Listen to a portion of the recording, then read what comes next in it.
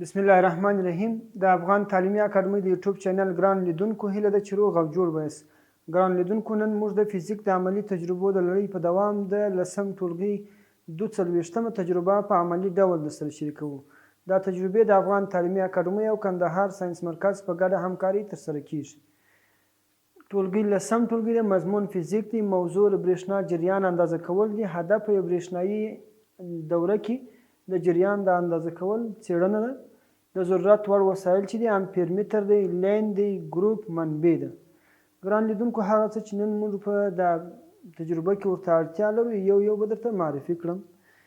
دا د بریښنا منبع د بیټرۍ، دا ارتباطي لینونه دي، او دا هم ګروپ دی، او دا هم امپیر متر دی.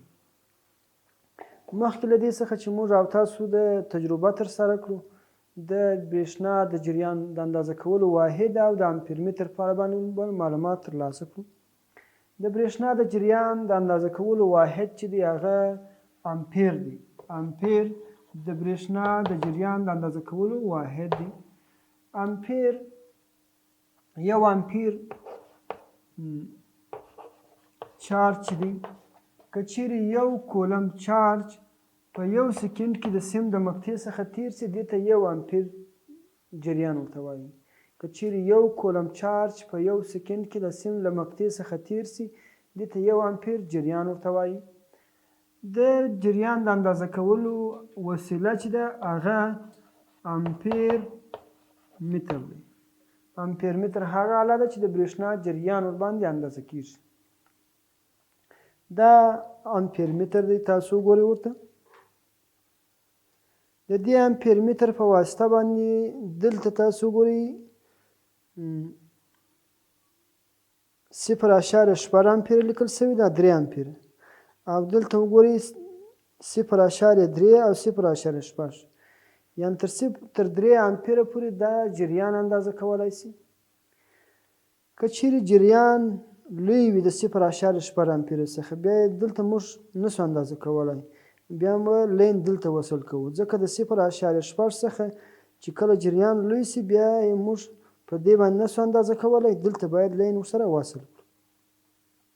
ښه، په بریښنایي دوره کې چې کله موږ د بریښنا جریان اندازه کوو، امپیر متر باید په مسلسل ډول بسته شوی وي. زه راځم دا دوره سره بسته کوم.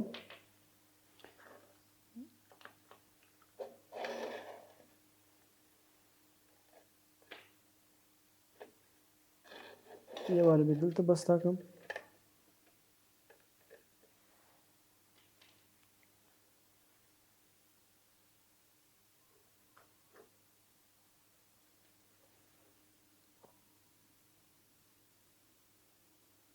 تاسو وګورئ ګران لیدونکو، د بریښنا جریان ډېر کم دی.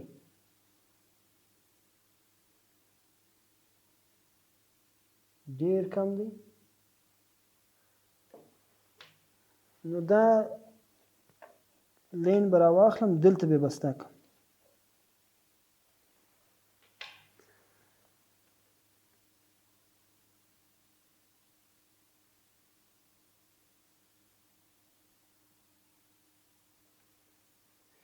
ګران لیدونکو، دغه وه زموږ او ستاسو د نن ورځې تجربه چې په یو بریښنایي دوره کې مو د بریښنا جریان اندازه کړ.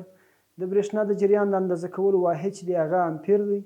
امپیر که چیرې یو کولم چارج په یوه سکند کې د سیم له مقطع څخه تیر سي، دې ته یو امپیر جریان ورته وایي. او د اندازه کولو وسیله چې وه هغه امپیر متر و. امپیر متر چې کله موږ په یو بریښنایي دوره کې تړو، په مسلسل ډول باید وتړل سي. تر راتلونکې تجربې مو په الله سپارم.